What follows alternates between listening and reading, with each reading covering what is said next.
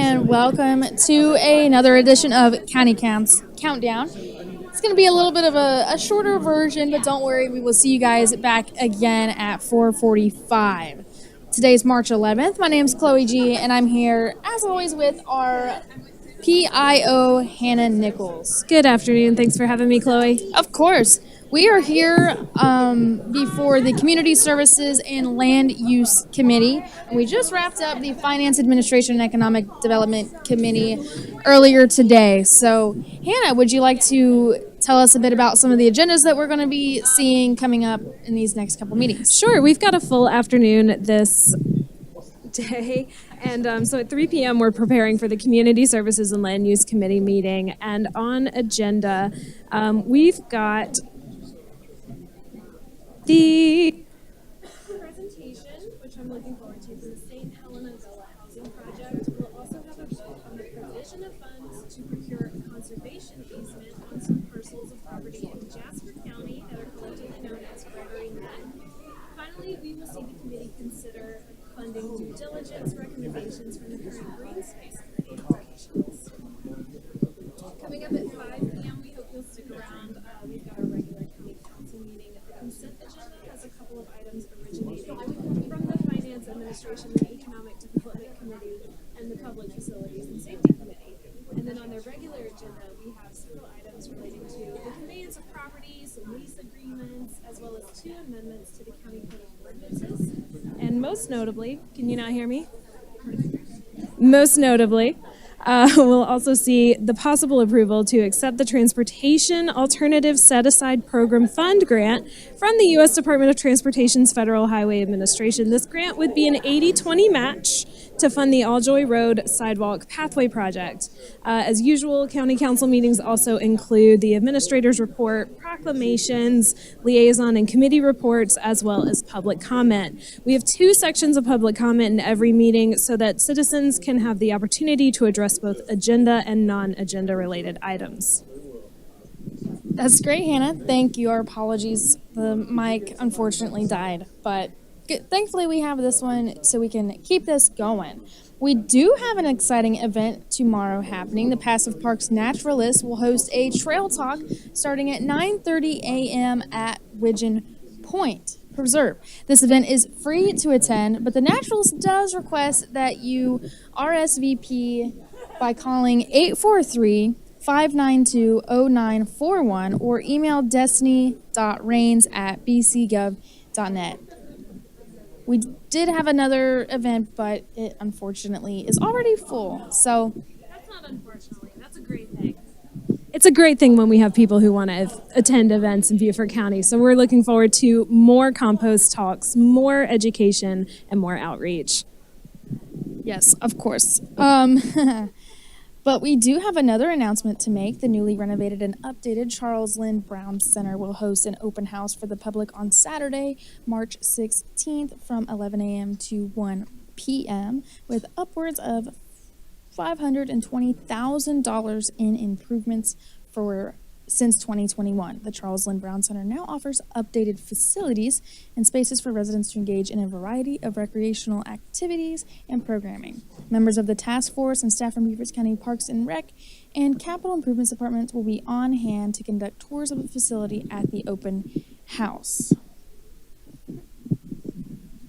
Just a reminder that it's tax time. The Beaufort County Library is continuing their free tax preparation assistance to Beaufort County citizens who qualify. This program is available to help persons earning $63,398 annually or less, differently abled persons, and those 60 and older.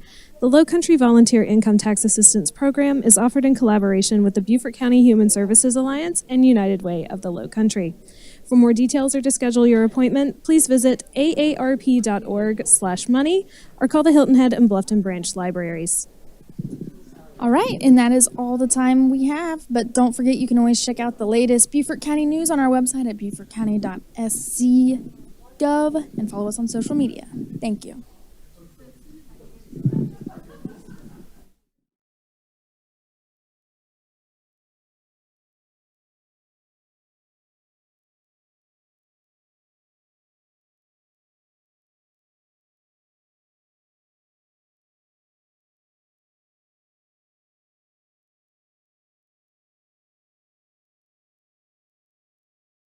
Resources and Land Use Committee.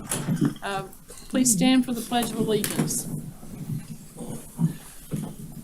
I pledge allegiance to the flag of the United States of America and to the republic for which it stands, one nation, under God, indivisible, with liberty and justice for all. Okay, thank you. Public notification of this meeting has been published, posted, and distributed in compliance with the South Carolina Freedom of Information Act. Will you confirm that with Ms. Brock? Yes, ma'am, it has. And I'd like to entertain a motion of approval of the agenda. So moved, Madam Chairman. Okay, motion by Mr. Glover, a second. No, I'll second. All right, second by Ms. Tabernick, Councilman Tabernick. Without discussion or without disagreement, we will go forward. Next, we have two sets of minutes, January 8th, 2024, and February 12th, 2024. I have a motion to accept both of those minutes in one motion. So moved. I'll second. All right. And without objection, without objection or disagreement, those will go forward. All right, we have several people today for citizen comment, and I'm going to start in order as they came in. Mr. Conrad Hartz, if you'd like to come forward, please. And please remember, it doesn't have to be about an agenda item. It's just public comment at this committee level. So Okay, thank you very much. you have 3 minutes, sir. Okay. State your name and where you live. My name is Conrad Hart. I live in Forest Fields, which is across from Mink Point in Burton, the invisible city of Burton. But anyway, we have a problem there, and I went to the sheriff's department with the problem. The problem is we have, and I don't have copies of this, but we have what we call a speedway design for the residential area. And the speed limit is 30 miles an hour. And the sign is at the entrance to Forest Fields, but nobody sees it because they turn it into Forest Fields from either direction. So anyway, but we have a problem with people speeding in the residential area. And I went to the sheriff's department and I told the deputy my story, and he said, I understand because we've been out there many times before. And I said, well, they've recently paved all the dips that people slowed down for and stuff like that. And now it's smooth as glass, and they are going up to 50 miles an hour plus in the neighborhood. We have children getting off buses, things like that, and we need help with speed bumps, basically.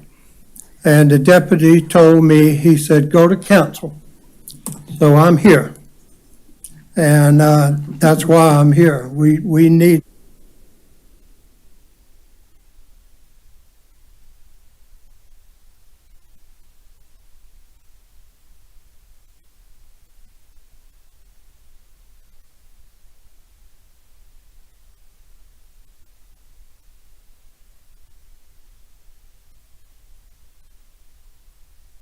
Next, we have 3 individuals to speak about the same subject.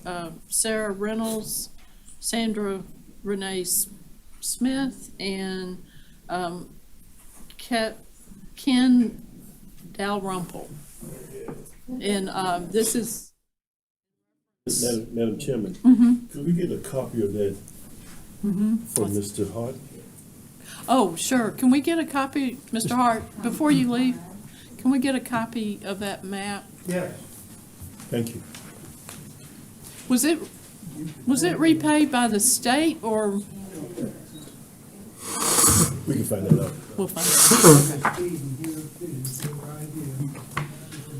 Okay, we'll wait just a minute. And Okay. Do you have some handouts? Yes. Okay. And those are, good afternoon, everyone. Thank you for having us, Madam Chairman. And say your name and where you live, please. Okay, I'm Sarah Reynolds Green. I live on St. Helena, and I'm the CEO and co-founder of Marshview Community Organic Farm. I'm a resident of St. Helena, and we're here because we are the St. Helena Island Gullah Community Housing Project. And we have been working on housing and talking about housing for the last 3 or 4 years about what's happening in our community. And we have seen that over the years, sitting and watching and looking at what's happening, we have so many dilapidated and houses that are sitting vacant, or houses with individuals in them that are substandard, that are not livable, but that's all they have. And we wanted to do something about it.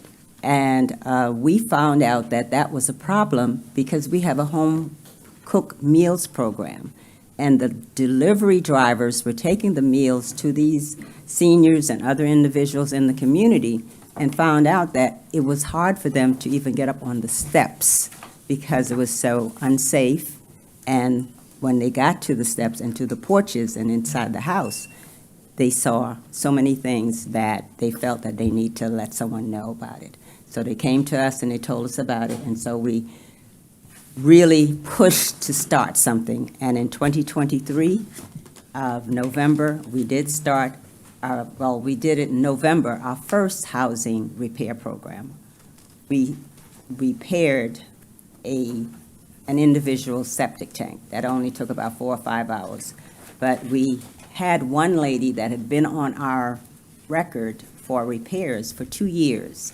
So we contacted her and we started our home repair program with that house. And on last Sunday was our house warming services.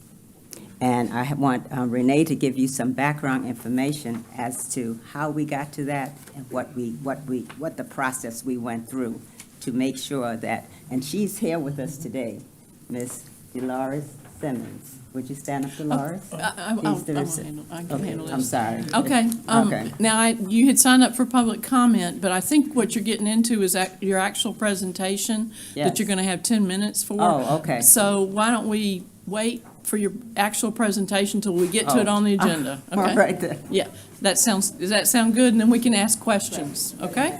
All right. We can have your presentation. So next on our agenda, next on public comment, we have some other individuals. Kate Schaefer is next. Public comment. Good afternoon. Thank you for the opportunity to speak today. I'm speaking in support of Agenda Item 10, which is the Open Land Trust's application to protect Gregory Neck, a 4,409-acre property at the headwaters of the Port Royal Sound. This is a great day because the project before you, we think, is one of the most exemplary conservation easement projects we've had the pleasure of working on. And as you'll hear in the staff report, the property boasts 13 and a half miles of shoreline along the Coosawhatchee and Telefinny rivers, over 2,000 acres of upland pine forest, over 1,000 acres of salt marsh and maritime forest, and a variety of intact habitat types. It also straddles I-95 for 1.7 miles. So when it was listed for sale for the first time in 30 years, it truly could have been developed into anything, industrial, commercial, residential, or all three at once. Instead, Gregory Neck was purchased by landowners who intend to protect the property forever. And we ask for your support today for the request of $1 million from the Green Space Fund to go toward the conservation easement to protect the property forever. Protecting this property will provide a critical link between the Ace Basin and the Savannah River wildlife corridors. I would argue this landscape is part of who we are in Beaufort County, and protecting it is part of our legacy. This is the first time the Open Land Trust has appeared before you with the new Green Space funding available. And our role as the applicant is not only to work with landowners to help protect their property forever, but to find the appropriate grant funds that make it possible for a landowner to do so. Giving up development rights is incentivized by grant funding, and we are thankful that Beaufort County has been such a leader.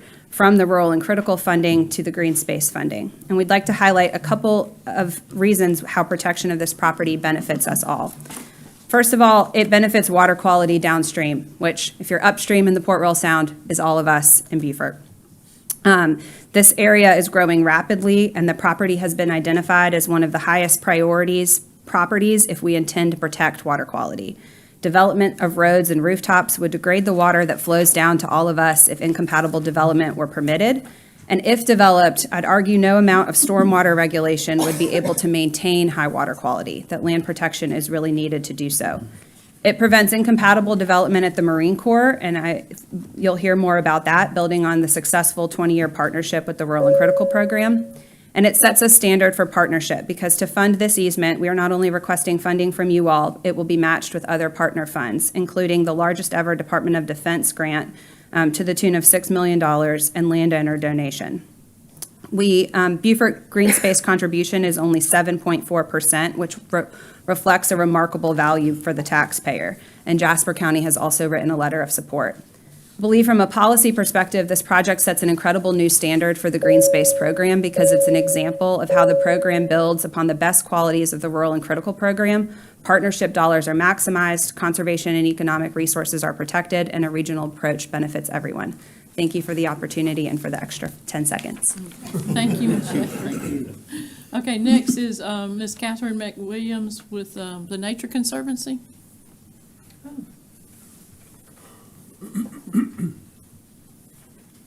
Thank you all for the opportunity to speak to you about the Port Royal Sound Gregory Neck project. It's the same project that Kate referenced as agenda item 10. My name is Katie McWilliams. I'm the Director of Land Protection for the Nature Conservancy in South Carolina. And if you're not familiar with the Nature Conservancy, we are a global 501c3 nonprofit conservation organization. We've been working in South Carolina since 1969. And I'm here to tell you that this project is the most significant financial project that we've ever done in South Carolina. It is tremendously significant for a number of conservation reasons as well. And this project went all the way to the TNC Global Board of Directors for review and approval because of the financial impact to the organization. And they voted to approve it because of how important it is. So this project, because of all the reasons Kate highlighted, in addition, it rose to the top for us because of its significance as a wildlife corridor. It contributes to this tremendous corridor of protected lands between the Ace Basin and the Savannah River, that it's made up of Department of Natural Resource lands, federal lands, and private lands that are under conservation easement. The model here for the Nature Conservancy is purchase, protect, and sell. And the reason why we're doing that here and why we've committed to such a financially significant transaction is because there is not a public agency takeout in this case. But it is very important, for all the reasons Kate listed, for us to act and to act quickly. So we are only able to do that because of partners like Beaufort County, the South Carolina Conservation Bank, and the Department of Defense REPI program. In this case, we will be selling a conservation easement to the Open Land Trust. We'll be selling it at a bargain. We're going to contribute $4.5 million in reduction of the easement value, and we're going to sell the easement for 2/3 value. And that is so that we can be made whole in this transaction and still be able to complete this and act quickly. And this model only works because of partners like you all. So we're here to just express how grateful we are to the county for considering this project. It is once in a lifetime opportunity to preserve Gregory Neck, and we're very appreciative of your time. Okay, thank you. The last person on our list is Colonel Mark Bardham from the Marine Corps Air Station Beaufort. Good afternoon.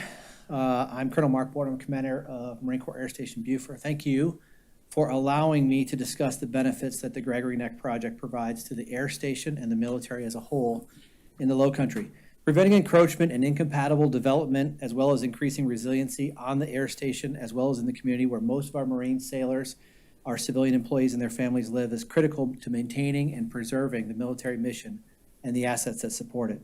Thanks to Beaufort County and the Open Land Trust for the past 18 years, Our partnership has invested over $69 million in this endeavor and protected over 6,300 acres of land. Beaufort County and its residents have stood apart from other military-adjacent communities by bringing their own money to the table in support of this critical partnership. This commitment to the military mission is why the DoD Readiness and Environmental Protection Integration Program, what we know as REPI, has pledged $6 million to Gregory Neck as part of their contribution to the Sentinel Landscape, which is a multi-agency partnership between the Department of Defense, Department of Agriculture, and the Department of the Interior. Preserving Gregory Neck, the first property to be protected under the South Carolina Low Country Sentinel Landscape, which was designated just a year ago in March, will not only protect 4,400 acres, but it will protect local airspace that's used by the air station for our F-18, our F-35, and our F-5 squadrons, limiting incompatible development and increasing the safety of those aviators and the folks that live and work here in the community. Additionally, to support natural storm protection and flood abatement, as well as decrease runoff and pollutants that affect water quality, all of which directly impact the air station and Laurel Bay's military housing area, Marine Corps Recruit Depot Parris Island, and the thousands of Marine sailors and families that live in this community. Thank you for your time, and I look forward to Gregory Neck being the first, but not certainly the last, property protected under the Beaufort County Green Space Program and the South Carolina Sentinel Landscape. Thank you very much. Thank you. Thank you. That concludes public comment. There's been no others come in, correct? All right, moving along with the agenda, Assistant County Administrator's report from Mr. Atkinson and Ms. Og. Yes, ma'am. Good afternoon to everyone, and thank you again for the opportunity. We get to do this at every Community Services Committee meeting, and we look forward to it. The only difficult for us is keeping it less than 10 minutes. So on that note, I would like to introduce Mr. Rob Merchant. He is our Planning Director, and he's going to provide an update on our comp plan's implementation and some pending updates to that comp plan. So, Rob?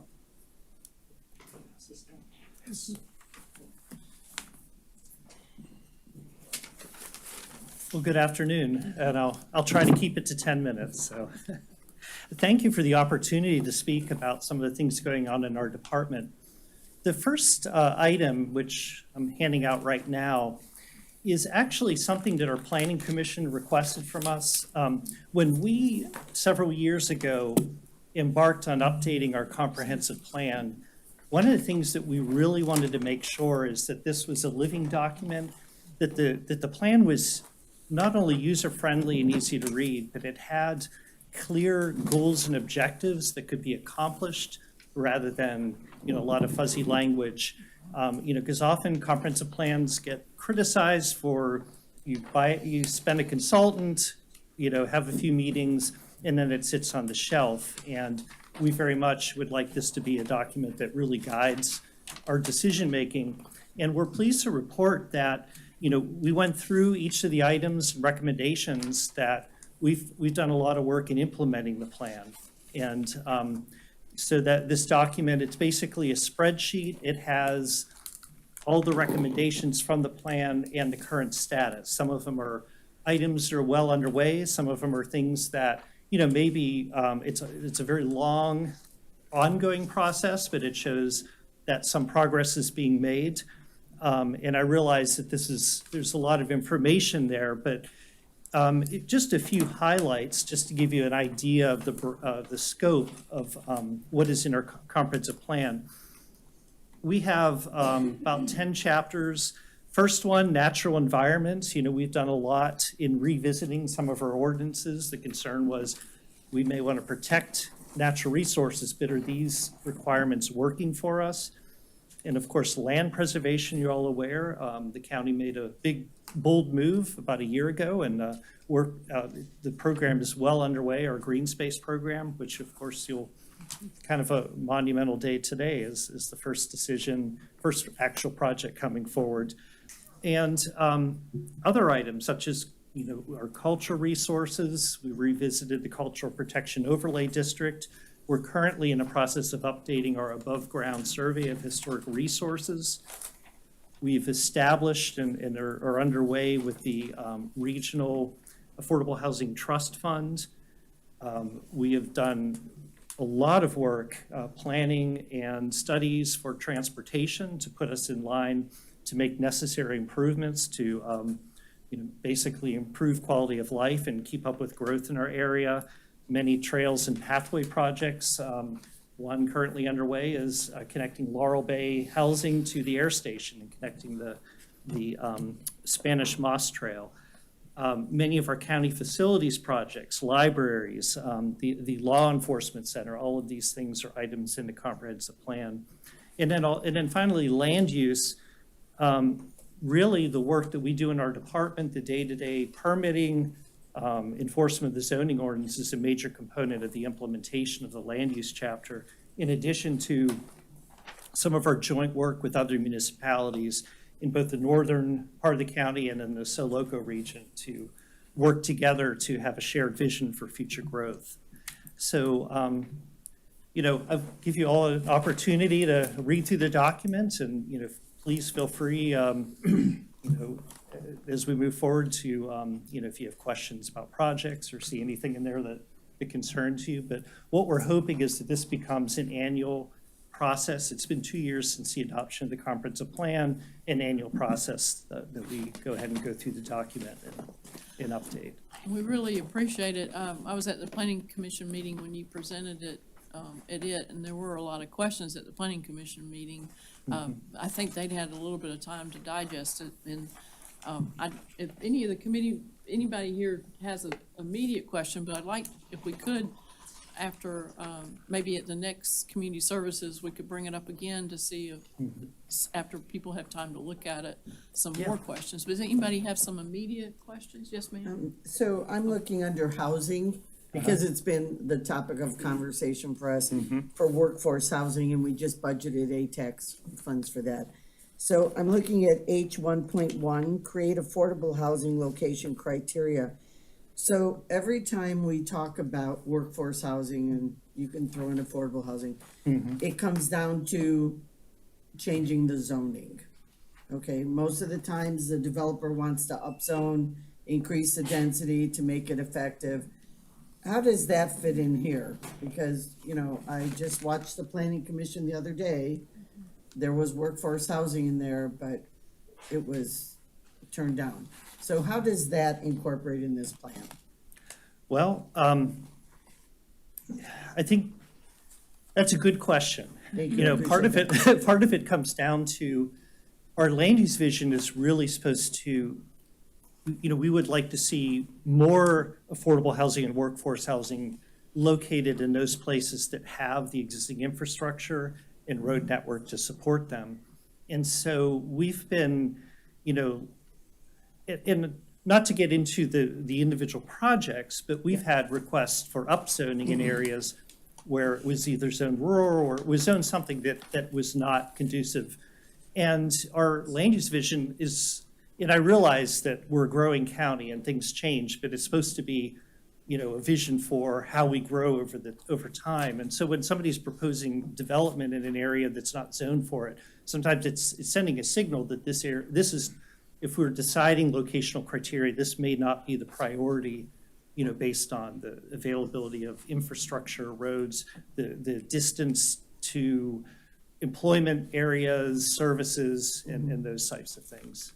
So, but I think that the other part of that is that it's a real balance, because we're balancing the interest of growth. We're all concerned about growth, congestion on highways, protection of natural resources, and the affordable housing needs. So we're always balancing these. Yeah, it's quite a balance act. Yeah. Yeah, thank you. Councilman Dawson? Yeah, Rob, under the community facilities, C 5.3, we talk about developing 2 additional libraries, one for the Lufton Library, one for the Okeechobee Facility Library, 12,000 or 15,000 square feet. Then a second one, 3,000 to 5,000 square feet facility for the Burton Wells Park.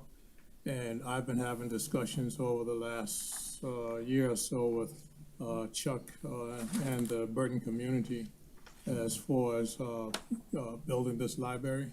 And we find out that the deed for the Burton Wells Park from the government doesn't allow libraries in that facility.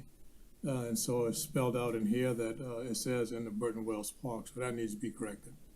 And also 3 to 5,000 square foot facility. That's a relatively small library. And I think we need to make changes to, as far as the square footage is concerned and the location. In discussion with Chuck, Wheeler County is supposed to be looking at some property out on 170 in the vicinity between the Rossmore School and the that corridor somewhere down there. So we need to keep that on the radar and see if we can get some traction going as far as making that come to fruition. Yeah. Thank you. Okay. Yes, sir. Chairman, just one Councilman quick Glover? question. Yes. Rob, under the first one, natural environment, 5.3, talking about hiring a resilience officer. Where are we in the process of that?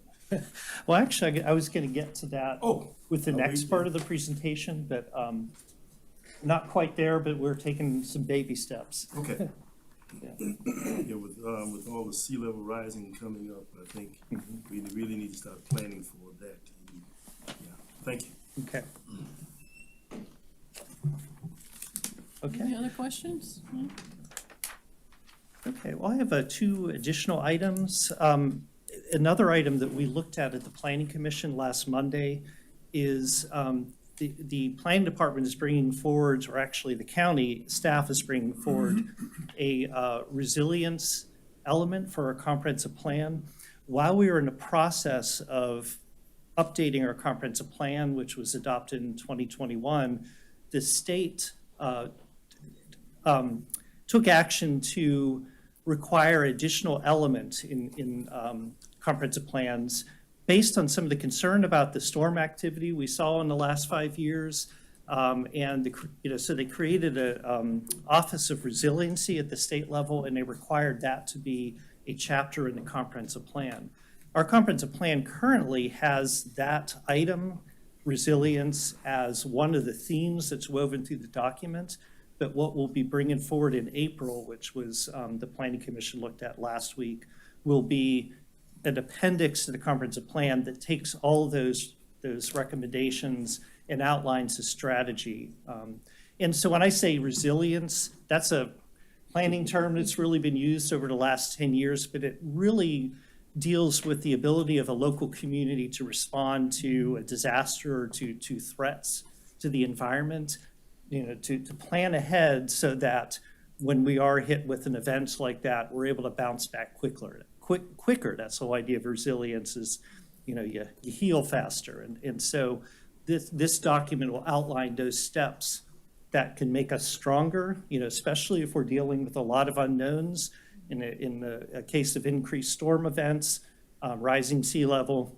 The more we can arm ourselves with information and take steps to lessen the impacts, the better and the stronger we could be. So that's a document that's coming forward that we're really excited about. And one of the things that has happened recently is we have a staff working group. We've been working closely with the CIP department, with Public Works, and with engineering to talk about, this isn't just a planning document, this is really a county-wide document, because where we build new buildings, where we build new roads, what facilities need to be repaired, all of that has to do with, us being a stronger community. So that working group, I'm hoping, as their work continues, then maybe down the roads, we'll begin to see opportunity for, especially if we have a list of projects that need to be done or actions that we may. Will the municipalities be required to do it in their comp plan too? Yes. Okay. Yeah. And a lot of this document, we've been working on it for a while, on and off. We got interrupted by COVID and then the comp plan, but we started this as a multi-jurisdictional effort. We also brought in the development community. So a lot of this has been kind of worked through, and there was a real interest on everyone's part. We also had a lot of assistance from the South Carolina Sea Grant Consortium. They were able to provide us with a lot of free resources and helped us through the process. And I guess the only other thing I have real quick is that This committee requested us to look into Ladies Island Village Center Master Plan. We have been working with the city staff to develop a draft scope. One of the things that we really wanted to make sure was that we did this fully in step with the city. And so that item is on tomorrow's city council work session. And so depending on how that is received, then we hope to come forward in the next month with a report of what's in that scope and what we believe are the next steps necessary to move that project forward if we decide to go that way. Yeah. Any questions regarding the Ladies Island plan scope? No, just thank you for working on it. Oh, I appreciate it. All right. So tomorrow they'll be voting on Well, it's a work session, a work so I session. guess Okay. you will get an idea of how Where it's they stand received. on And I think right now, we're not, they're looking at it kind of the same way we are, is this something that we're interested in moving forward? And then hopefully we'll then do the necessary work if we decide to move forward to get this, start working out the details of what it means and how both jurisdictions participate. Yes, sir, go ahead. Do you know what time that work session is? At 6? Ah, I can look it Yeah. up, but I didn't know if you know the top of your I head. can't remember if it's 5:30 or 6. So, yeah. Any other questions for our planning director? Okay. Does that conclude for today? Okay. Thank you very much All right, for that. you're welcome. And we'll move on with the agenda. No other reports from our assistant county administrators? Ms. Audra, no? Okay. Next, we have the presentation by the St. Helena Gullah Housing Project Group. If you want to come forward, you got started and you gave us our handout and we're ready to hear a little bit more. So now we're gonna Okay? try again. You want to introduce yourself then? Yes, good Okay. afternoon. I am very honored to be here, very privileged to speak to this grand committee today. My name is Sandra Renee Smith, and I am a native-born St. Helena Island resident. We are part of the St. Helena Island Gullah Community Housing Project Committee. We are now a 501c3 nonprofit organization who's dedicated to the Gullah community to address 6 areas of need, with a primary focus on livable, healthy, safe housing.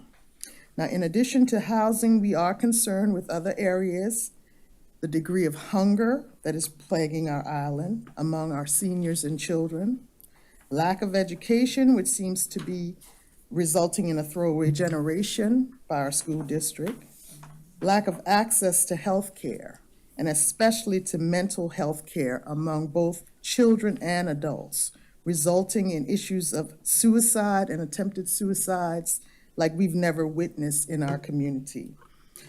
Also, there is a loss of faith in our system, in the people, in the government, and even in our Creator in some instances. However, we are here to discuss our primary focus today, which is housing. We have pictures of our most recent accomplishment at 96 Capus Island Road, and it's what we call our Dolores House. We are here as representative of our organization. Our CEO could not be here today, but we have, as already mentioned, Sarah Reynolds Green. She is the CEO of Marshview Community Organic Farm, and our treasurer, Mr. Ken Dalrymple, who has seen us through this first project.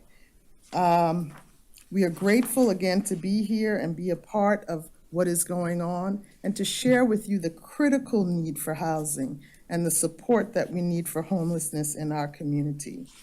We were not always aware of how bad things were until our food bank, during the pandemic, our drivers, we began to deliver food to our seniors and children during the pandemic, many of which didn't have transportation, of course, were afraid to come out. And so we started delivering food door to door, leaving it on the porches. That's when we found out how bad things really were on St. Helena. These people were not only hungry, but their homes were in such bad shape. We found so many people in bad shape. We have had the police come to do health checks because of just the poor living condition that we found our residents in. Some of the homes were uninhabitable. So from that, we moved forward and we've gathered a list between the both of us of who needed home repairs. We got 70 names on that list. We have accomplished 3 items so far, and Mr. Del Ripple will go into that in more detail. But they range from just needing steps to get in the house to just major repairs, roofs, walls, ceilings, floors. You should understand that 64% of the people that we feed through our food bank program, my program comes through New Life Deliverance Temple, 64% of these people are seniors. Gullah Grub, a restaurant run by Sarah Reynolds Green, also assists in this feeding program. The issue is that these people not only, and you know the cost of food now, but they not only lack food, but they lack the resources for housing repair. We are at 18.4% below poverty level. That's 14.6% is the national level. So somehow St. Helena has been forgotten. But I'm going to let Mr. Del Ripple talk to you a little bit more about how we accomplished what we did here, which I think has been an amazing feat. And I am just so grateful that you all gave us the opportunity to share with you what we have accomplished. So he's going to go over the pictures and share with you. Hi, I'm Ken Dalrymple, and I live over Bluffton area, part of the state. I got involved with this team right here about a year ago. And since I've been in town, I moved to the Omni Hotel out on Hilton Head. And when I was there, I come out and there was a bunch of people waiting for buses, you know, and I hadn't experienced anything like that. And none of the people waiting for buses looked like me. And that kind of worked on me for a few years until in fact, I was involved in my church. I told my pastor, I'm going to go explore that. I'm going to start riding that bus. So I stepped away from my role in my church. That time I met David House out on Spring Island where I clean golf clubs for my part-time job. And David told me about this housing opportunity. He showed me some pictures of my good friend Dolores's house, and it was not okay. It was just not okay. So I just committed to the program at that time. I knew that's what I was coming down here to do. So I was all in. So what I bring to the party is leadership skills. I used to run a company, and I don't know anything about construction, but I know a lot of people. I'm very well connected. So I came on board, and what we ended up with, once we decided this is our house and we had enough money to proceed, we ended up with a great mix of volunteers, a very strong volunteer base, coming in and partnering with the people in the community that worked out on Dolores's house. So we had people all over the neighborhood coming in and working with us. This is a 3-month-long project. It wasn't like going on a mission trip to Haiti where you're there for a week and leave. We came together and worked side by side together on this house and got to know each other. And it was really beautiful.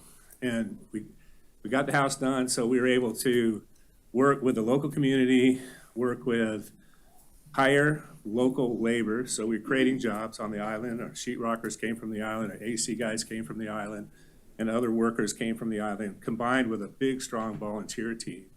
We had our electrical work donated, so we had our electrician came in, donated his time, we bought the materials. We had a roof provided for free, materials for the roof provided for free, had landscaping materials provided, all the sod provided for the yard. We had to regrade the whole yard because the drainage was under the house instead of away from the house. You know, we had to do the whole project. So between the mix of our volunteer base that we brought in, with the volunteers from the island, with our vendor providers providing, you know, great discounts from the Graco to all the free things we've done, we were able to take Dolores's house down to the studs, bring it all up to code, fully insulated from no insulation, basically. Central air, from window units to central air, an efficient central air heating system. The whole house redone we did in 3.5 months at a very cost-effective price point that I think makes us, the best ROI in the business of house repairs. So if you want, you know, there's no doubt that the most effective way to address unsafe housing, health concerns, mental health concerns, I would argue, and provide affordable housing for people is to repair the houses that we have before they become houses you can't live in anymore. And Dolores's house was really, really, really close. Now it's not. Now that house will be there for years and years for her kids, her grandkids. And what we've seen is,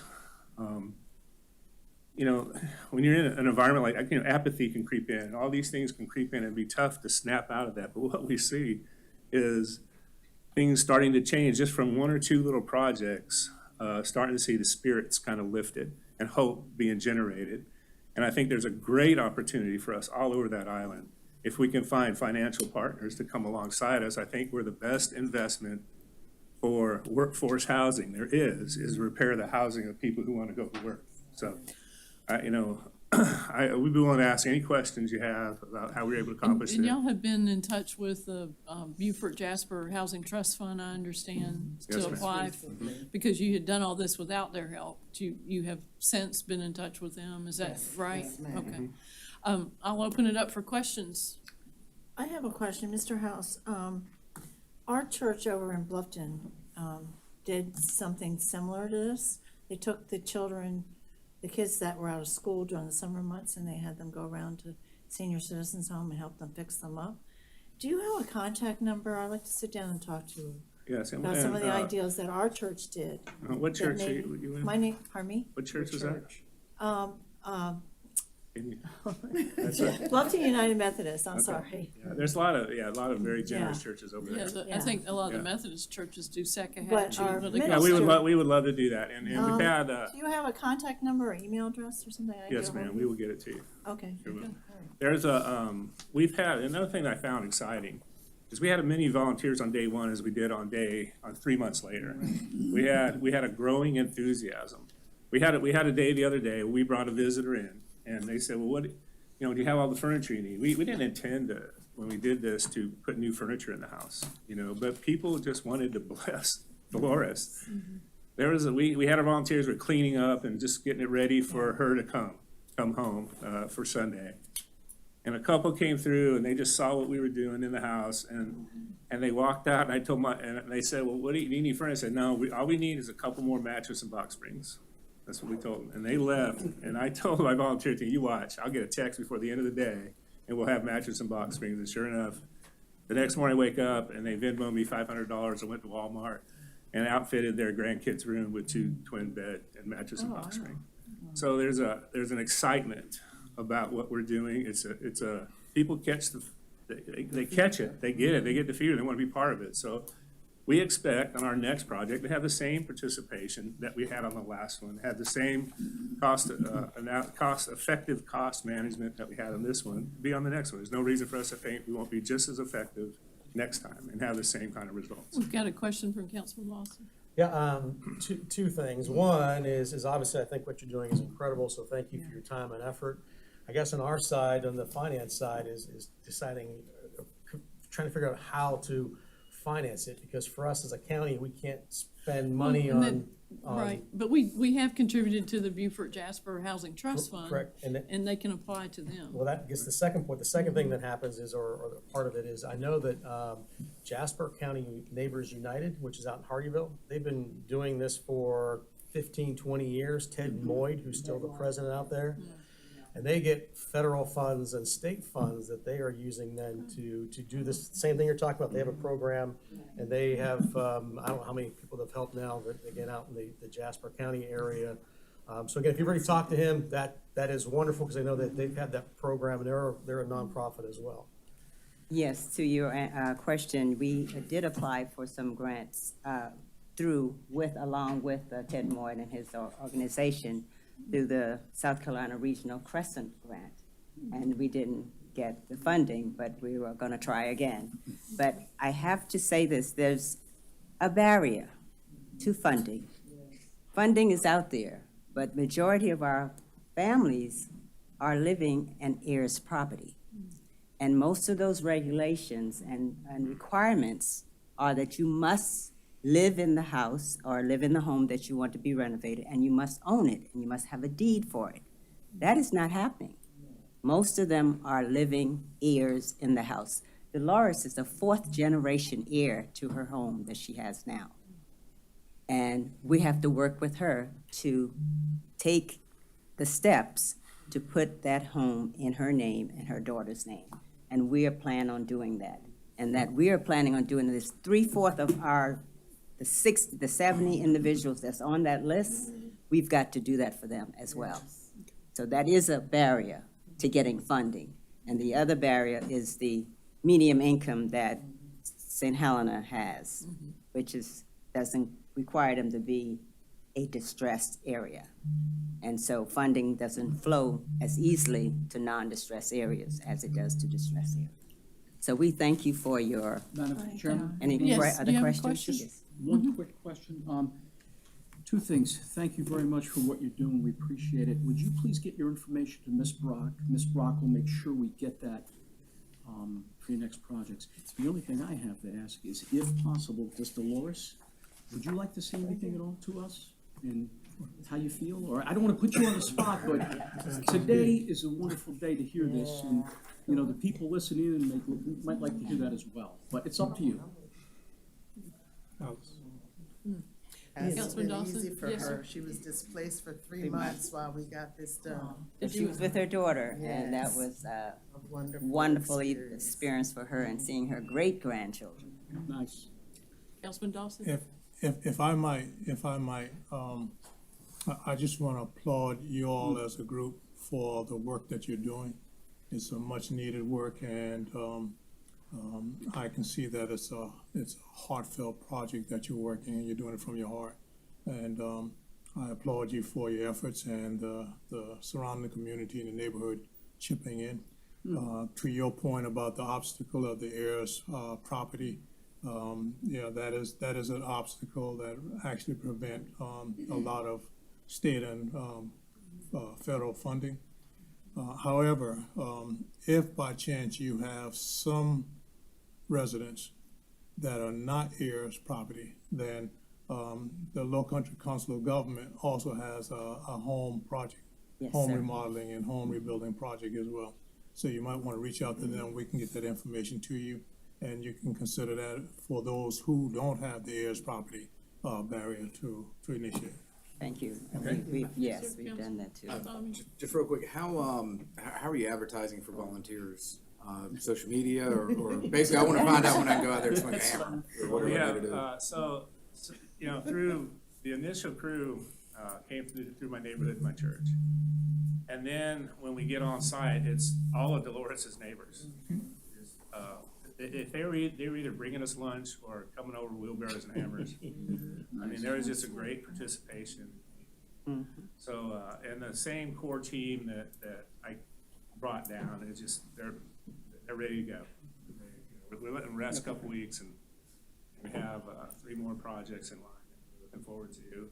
We have some decks to build. We have somebody who needs a roof. We're gonna have that taken care of. And then we had some real exciting projects that came across our desk. We got an application for a person that needs his house, an urgent need to become handicap accessible. Yes. And we need, and we're the kind of organization that can go in and deal with that quickly. So that's our next steps. And again, I appreciate the input on the Jasper County goes. And so we aren't originals. The goal of Community St. Helena is unique in what we do, but we have, I have good friends that run an organization called Rebuild Upstate, which I tap into. In fact, I'm going there to spend time with them and basically steal all their documented procedures, because we're brand new. We need structure and organization and all these kind of things. So, it's been done before. And so people in this business be glad to share their stuff with us. And as we mature, there is a process that they develop for generating constituent volunteer base. And basically, we go to organizations, we go to churches, tell our story, say, hey, here's some projects we need you to help us with. We'll be the leaders on site, making sure safety issues and coded issues are safe, because we'll be working under our umbrella. So things have to be done. We really appreciate you taking the time to tell us about your program today, and it's heartwarming, to say the least. Thank you very much. Appreciate it, and Ms. Brock will give us your information. Yes, Councilman Glover? I thought Mrs. Oh, yeah. was Thank you. going to say something. Thank you. She got up. I thank you very much. House is beautiful. I appreciate everything. Thank you for being here. Thanks for coming today. All right, Thank you. thank y'all. Thank you. Madam Chairman, I just want to thank the Mars View and the housing project for this short notice, making this presentation, and we thank you, and thank you for all the work that you're doing in the community. So I just want to say thank you. Gave us a lot of good information in the handout too. Thank you. All right, moving along on the agenda, the next item is recommend approval of a resolution to amend the intergovernmental agreement to jointly create, fund, and operate a regional housing trust fund, to establish an oversight board to oversee the fund and to provide for the administration of the fund. And Mr. Kevney will be presenting. Yep, good afternoon. Excuse me. So in 2022, County Council voted to be part of an IGA with all of the municipalities that are in Beaufort County, as well as the city of Hardeeville, the town of Yemassee, and Jasper County, to create a regional housing trust fund, which had not existed prior to that time, and to fund it with money from ARPA, and the municipalities were funding it with their ARPA as well. The intergovernmental agreement that was entered into at the time provided that the fiscal agent would be Community Works. Community Works is out of Greenville, and they were very successful in establishing an affordable housing program in the Greenville area. It also set up an oversight board, and that is in Section 4 of this IGA. And the oversight board was appointed by various governmental entities, and the IGA provided that the board could, if it wanted to, become a 501c3. Since that time, 2022, the oversight board has been designated a 501c3 by the IRS, and it has also indicated that it wants to take over as the fiscal agent from Community Works.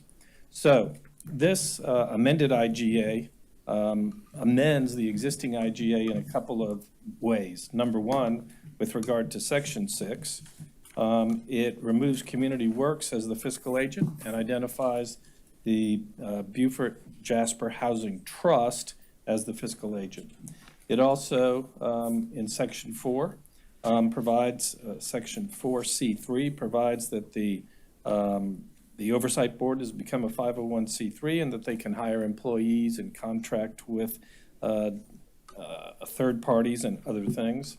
In reviewing the IGA and comparing it to the Measure Act, which is the basis for the IGA, and the Measure Act is a state act which allows local governments, municipalities, and counties to enter into agreements to establish regional housing trust funds. We noticed that the existing IGA wasn't in sync with the act with regard to a couple of provisions.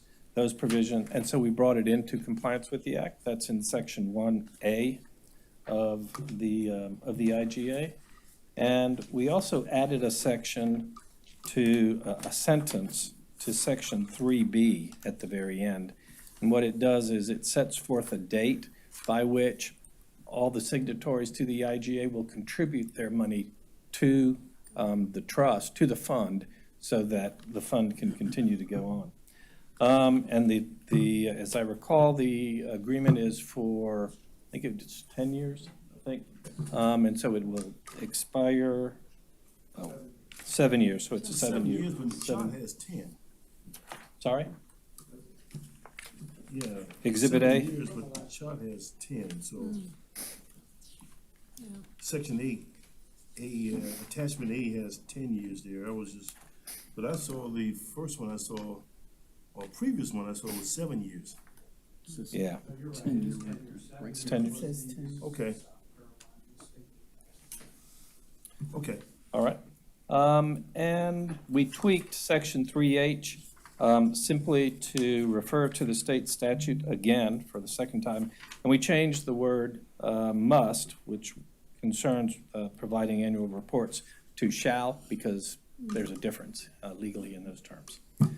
So if that's the purpose of the amended IGA, and so we just need a resolution, recommended resolution to county council to adopt the amended IGA. Okay.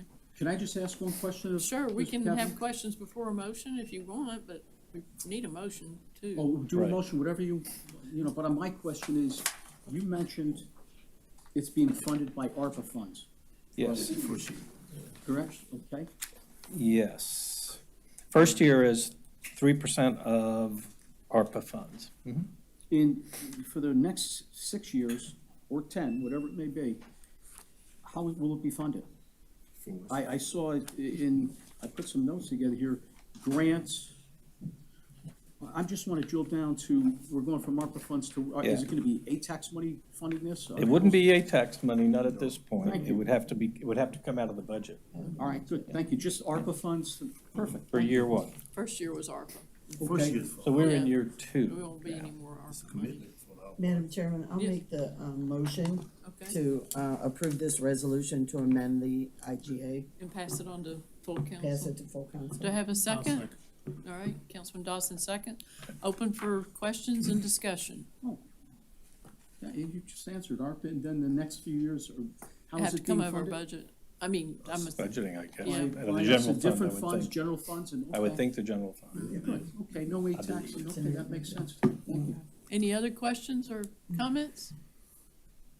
Without objection, we'll pass this up to full council. Thank you. Thank you. Thanks. Next item on the agenda is the, number 10. Who's gonna, yes. I'd like to recognize Mike McShane, who's chairman of the Green Space Committee. This is recommend approval of a resolution authorizing the interim county administrator to execute the documents necessary and to provide funds to contribute to the procurement of a conservation easement on several parcels of real property located in Jasper County known as Gregory Neck. We have, Madam Chairman, yes, I would like to offer that as a motion, and then we can get presentation. okay, and a Second it. Second, yeah. Without objection, we'll have the presentation and discussion. Thank you. Thank you, Madam Chairman. Thank you, committee members. My name is, for the record, Mike McShane. Technically a resident of Charleston County, but at the privilege of serving as your committee, Green Space Advisory Committee Chairman and appointee. Also, Madam Chairman, if I may, I welcome the Colonel and his team here who've been fantastic collaborative partners in a number of different ways as a landowner in your area, as well as in my volunteer roles. Thank you for, and welcome to the Low Country again. Before you, Madam Chairman, if I may just suggest, I'll go through item 10, and then I'm going to then if I could, then at the end of item 11, give a couple of updates on Yes, sir. some projects that I know of interest We've had to. in the queue, yes, sir. That would be great. Item 10 is, as you stated, Madam, with the motion before you, is to ask for the approval to move forward the resolution to full council in 2 weeks. Madam Chair, I must admit, in 2 weeks, I've got a professional meeting I'll be attending, so I will not be present at that, but we'll make sure there's a presentation made for council at that. But seeking that, as you've heard from some of the public comments about the unique opportunity, the map that I see is in front of you demonstrates in orange where the Gregory Neck track is, the 4,400 plus acres. You can see the connectivity between Mr. Dawson, your area of the county, and quickly going over into Jasper County. This is what is really Beaufort County's leadership role here. And if you think of the short time frame, in November of 22, your constituents voted on a referendum that you didn't have a program until last October. You had a committee you appointed last spring, but the program was not authorized by council until last fall. And here we are in front of you today with one that I've said to others, I don't believe we could have scripted a finer project to go in front of you to invest money outside the county. This will be the first time that I'm aware of that any county has put conservation dollars into another county's project. And what we committed to you as a committee is we would only bring those kind of projects we felt were so compelling that this would be a unanimous decision by this council to put money in another county. And this project, I think, covers every aspect of what you would be looking for. Highly leveraged, remains, to be clear, it remains in private ownership, but you take the protection of all the water quality and the traffic impacts that this would create, and I think there's no doubt your county would suffer the impacts of seeing that 4,400 acres developed in some other capacity. The Nature Conservancy has been a stalwart collaborative partner with the state of South Carolina on many different projects. The fact that they took this to make this the largest investment in conservation speaks to what they believe South Carolina does, that we set a model for the rest of the country, frankly, and how we move forward on that. I'm happy to answer any specific questions that my council members may have on this. I'll be mindful of time permitted. We have plenty of time, yes. Okay. I have more of a comment, Mr. McShane, and as you know, when I came to your original meetings, one of my concerns was how do we educate our residents that the money will do this kind of project where it's outside of Beaufort County and it's in Jasper County, and I get it, the value of it, but when residents hear, we're buying land in Jasper County, why are we doing that? I still think we need an education piece for our residents. I think that's a very fair comment, Madam, and that the Green Space Committee, now that we have a program moving forward, I'm happy to take a leadership role in doing that. If I had that opportunity in front of a group of your constituents tonight, I'd make it clear that $1 million you're investing, when you're not buying it, you're investing in the fact that your future, you're not going to have to pay suffer the consequences of what 4,400 acres will be developed would be like. And I also like that 7.4% of the fee and all, you know, all the entities contributing. Yep. So when you come to do your speech in Sun City, I hope you highlight that. Yes, ma'am. Because we really need to tell people it's a Beaufort County tax, but we are going to spend it in Jasper County. I want to make sure they hear that. Yes, sir, Councilman. Yes, ma'am. Cliff notes noted. Mr. McShane, just a quick comment. I think this is an extraordinary opportunity, and I congratulate you and the team for moving forward on this. With regard to the residential overbuild that may be happening in our surrounding counties, it's very important for the people who live here to understand that with that residential overbuild, people will be coming here on our roads, to our shopping centers, to our restaurants, to our beaches, to our parks, and all the facilities that we are building and using for and by our residents. And there's nothing to stop them, and they're certainly welcome to do so. But removing this amount of property from an overbuild is a remarkable achievement. And that will probably account for 9,000 to 10,000 more residential units that will never be built on this property. So once again, I offer my congratulations. I think you said it was a well-scripted move, something that was probably something you're really unprepared for so early in this project.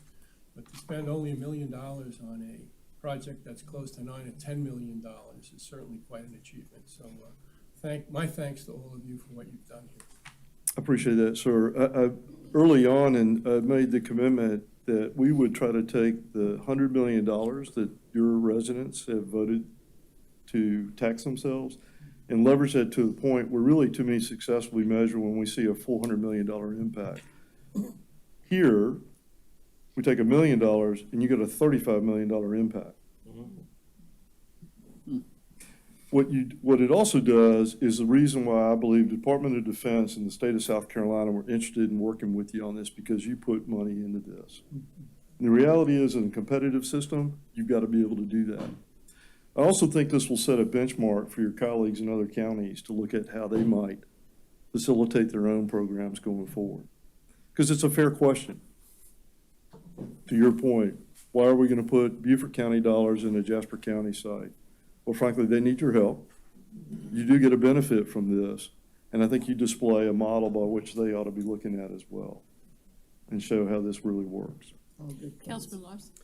Yes, and really just one question and one comment, and I've heard Mr. Dawson say this over and over again, especially in the Sheldon area, is obviously we're conserving land and pulling it off the market so it's not developed. How can we, and again, I think this is a great project, and we're, what, 7-8% of the total amount of the $13 million is being spent to conserve the 4,400 acres is incredible. But how do we as a county, whenever this happens, somehow carve out more access for people of Beaufort County or Jasper County? Because again, we've preserved the land, but we still don't have public access. So is there a way moving forward that in the negotiations, we can do that and conserve property, but then also set something aside that more people in that area have access to some of that water? And then I've got one more question after Sure. that. But May I tackle that one Yes, first? yes, sir. Yeah, and tackle, not figuratively speaking. You bring up a very solid point. We need to continue to talk about public benefit as much as public access, because there's a balance between the two. You can't own it all. You don't have enough staff back here to be able to do that. You don't have the resources in your budget to be able to manage all of that. Cotton Hall was a great example of a collaboration that put in a balance in an area that we were able to bring resources to that will have the public access. What you got here really is the public benefit aspect of it, and it doesn't go off the tax roll. And that's that balance that we're always looking for there. And so that your committee is committed to looking at, and you're going to see a number of projects come through from Green Space that will have full fee simple acquisition, which then is 100% public access there. So there's a leap of faith in there, but the faith is demonstrated based on the work that we're doing. that's exactly what we want to hear. And again, I think this is a wonderful project. So I don't think that I was saying. No, negative I understood. about It's a fair anything. question.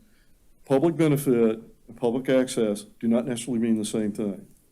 They work hand in hand and provide a balance, both from a fiscally responsible as well as what you can really manage. Good. You had another question? One more question, and again, if this is not something you can answer, it's fine. It's a question we've asked before and kind of asked and couldn't get exact answers from. So whenever we put land under a conservation easement, so obviously they're reducing the number of units they can produce, and they're agreeing to having that conservation easement. Does that still allow them to sell mitigation credits to the mitigation bank? Like, can they still take property that they own and convert it back that was, farmland that was once wetland, and convert that back to mitigations and actually sell that to the mitigation bank and be paid for those credits?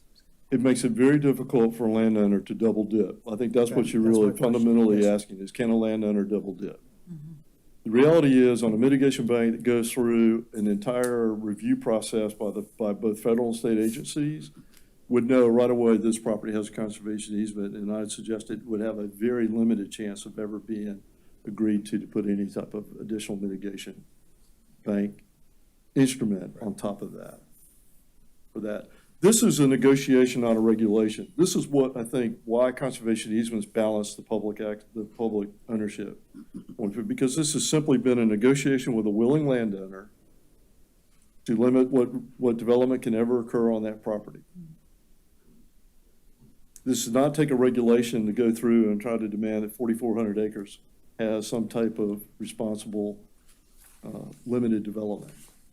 So there is a fiscal component of it, but that fiscal component enables the landowner to be able to take it, to really motivate them to do that. And frankly, I would argue that I have yet to see a development that hasn't necessarily cost the taxpayers more money and services and support to go with it than doing this. That $1 million you put in this project is going to save you millions of dollars, I predict, versus what you'd have to do in terms of the infrastructure to support something that's going to come right in your back door. Great, that's probably the best answer, even though it's not an answer still, that's probably the best answer I ever got, so I appreciate that, thank you. Councilman Rentz? Madam Chairman, thank you. Mr. McShane, two things. Number one, thank you very much. This is an incredible night with what we put together here. But Ms. Schaefer, this is to you. Will you commit here tonight, and it goes to what Tab, our colleague Tab, talked about, helping educate our constituents under why we're doing. You talked about water quality, didn't you? Would you please make sure that Mr. McShane gets that part of the education as well, and maybe you get that to all of us here on council, because we got to report back to our people that we represent. So what you talked about, I think, is very critical. So thank you. I'm sure the Open Land Trust will do that, and the Nature Conservancy. Well, I'll make this commitment in my role to this council, because I report to you. Right? They will help me do exactly that. Thank you. Indulge me in my schedule. I still have an active professional practice. You have a life, yes. But yes, I will do that. And I have done this across the state and happy to do it. And frankly, what I want to get out of this is take your model and take it to the other 45 counties, and many of them are looking at this type of program. Very nice, thank you. This will be taken Yeah. nationally as a model, I think, too. Tonight may be the first time a county puts money in another county in the country, Yeah. not just in South Carolina. You were the gold standard however many years ago you came up with, 50 years ago with an open land trust, and how many years ago with rural critical lands? 30, 25? And now tonight, you moved to the next level. Well, we do love our military as well, and thank you very Yes, much for everything you do. And this, Councilman Glover, and then, I'm through. I just want to reiterate some of the things that has been said, particularly with the military. The military base is actually in Beaufort, so there's no question about that. However, there's a military resilience plan that stretches all over several counties, and this is one of the counties that it touches. And we are adhering to that concept as well. So I do support this here, and I really want to see where Raleigh West have said we want to connect the Savannah River to the Ace Basin. So this is moving in that direction. So I applaud this presentation. Thank you. thank you. I think we had a motion Yes. and a Yes, second, ma'am. so Yes, ma'am. let's go ahead and, without objection, we'll go take this forward. Thank you. Thank you very much. Then we're going to move on to the next item. on So, the Madam agenda. Chairman, under item number 11, we're asking actually for the initial approval to do the due diligence and the negotiation on 2 tracks. There were 3 applications that came forward to your Green Space Committee meeting, 2 of which we're bringing forward tonight. The third one we actually recommend, because it was a fee simple application, we actually are not making a recommendation on that. And we will vote on all 3 of them separately. Yes, ma'am. Yes, sir. The first one is from the town of Hilton Head, is made an application on a track, and is, yes, I'm sorry, it's now on the screen, I see, which we are calling the William Hilton Parkway.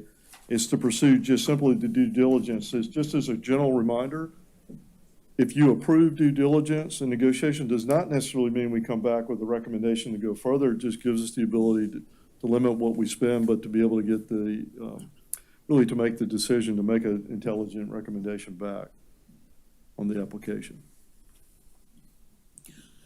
Okay, we entertain a motion on the first one, which is the fee simple due diligence, town of Hilton Head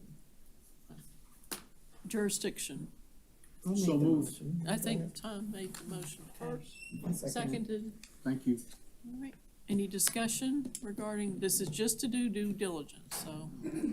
Yeah, Madam Chair, I just want to point out one other little education piece for the real world, if they're listening, which I don't know how many are. But the fact that the green space funds are allocated in different regions. So when people see Hilton Head, and then New River Tract, which is down by me, they understand it's allocated in different regions. Maybe you could just reiterate that a second.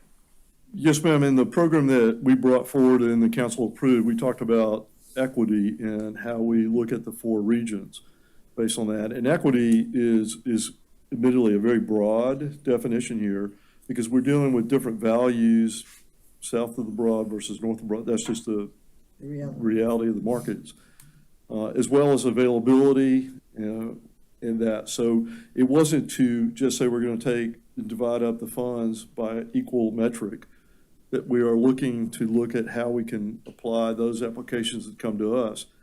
Now, remember, applications have to come to the green space. Landowners themselves obviously are qualified to do that directly. I encourage them to work with a qualified entity to do so because I think it'll have a better result. That's just my view on how that works. But we will continue to keep always that in mind because that's part of your council's ordinance for the program. Thanks. Any other questions or discussion about this first one that we would vote on for just due diligence? This was a fee simple application. I want to remind people that these are properties that the owners have come and made the application, and Hilton Head has given a letter of Madam Chairman, as I look at this map, this is basically maybe considering filling a donut hole? Is, it seemed to me that the town, Hilton Head has parcels and there's strips of land in between. Okay. That's, I think you're alluding to the fact that I think the town of Hilton Head, which, by the way, just as a side note, as a non-resident, has been aggressive in looking at how they can apply for green space. So I'm hoping other municipalities will take note of We'll that. get up on it, yeah. Sure. But I think they have a strategy in mind about trying to create connectivity, and adjacency plays a big role in what I believe makes success in conservation. okay, any other questions or discussion? Without objection, we'll go forward with the due diligence on number 1. Okay. Number 2 is another fee simple, Jonesville Road, Hilton Head Island, Town of Hilton Head, geographic region southern. To pursue. Very similar request, Madam Chairman. It's just for the approval for due diligence and negotiation. Do I have a motion? So moved. Okay, motion by Councilman McClellan, a second. Second. Any discussion or questions? You have the map in front of you. That's the Jonesville Road track. In yellow. It's a private property that the owner has come forward with an application, right? Through the town of Hilton Head. Okay. The applicant is actually technically the town of Hilton Head. Okay. But it is just a note, perhaps, the Vice Chairman brings up a good point of landowners, even if the applicant is an entity like the town, must sign in that they are proving that the application's been submitted. So this is not somebody nefariously putting in an application and the landowner doesn't know about it. I would hope so. Or vice versa. All right, no other discussion or questions? Without objection, we'll go forward for due diligence recommendation for number 2, Jonesville Road. Number 3 is fee simple application for the new river track. There's no road frontage. This is in Bluffton, political jurisdiction. The geographic region is western. This is a fee simple application to the committee. Our recommendation is not to move forward as a fee simple. The town of Bluffton actually wrote a letter that they had no interest in this particular land, and that does not mean that there couldn't be an opportunity down the road to work with the landowner on something else. It's just not based on their application as it was submitted. Our recommendation is to not pursue any due diligence. When you say based on their application, what does They- that mean? Based on, their application was for the county to purchase the property. Because they were asking for fee simple. Yeah, because this is certainly an area where we have just one big mess. And the committee was sensitive to the fact, and I made a point this past weekend to drive through that area, because I was. This is my district. Yes, ma'am, I'm well aware of that. And on Saturday, after all that rain, I got a chance to explore your district quite well. Okay. Oh, wow. And I'm glad I have a high vehicle. Vehicle, yeah. It's very wet and Yes. close to the New River. It's That's why they call it small, the Love basically. Yeah. Yes. The Great Swamp, all right. So again, it's, perhaps what I'm trying to get across is, I don't want to bias the fact that the property may have some merit, but it is not through the fee simple application that was submitted. Do we have a motion whether on this one? I motion that we accept the recommendation coming from the committee. Do I have a second? Second. Okay, second. Discussion? I'm a little disappointed since this is my district and we need help, but I understand what you're saying. And they might ask you that when you come in to talk. Yes, ma'am. I'm prepared, I'm prepared for those You'll be kind of. prepared, yeah. Yes, ma'am. Any other discussion? With that? If the committee would like, I have a couple updates on some other of the projects that you've given us. Yeah, without objection, we will not go forward on this one. Yes, ma'am. Due deal. Yes, sir. Now we have the update on the other. So you've tracks. given permission on due diligence on a couple tracks, and this is just how we refer to them. Mitchellville, which is about a 26-acre tract on Hilton Head Island, the application by the town. It's in negotiations both with the landowner and the town. Moving forward on that, there's been some appraisal work has been done, and we'll have that reviewed just because of the time frame in that. So I'll keep this committee, I feel very optimistic here. The landowner's been very collaborative on that. There's a tract known as Half Moon Island that's in northern Beaufort County. The applicant, Open Land Trust, is negotiating with the landowner as we speak, so that we may have something, I hope, to come back forward next. And then Ulmer Road you brought forward to, the landowner brought an application. You gave us the authority to do due diligence.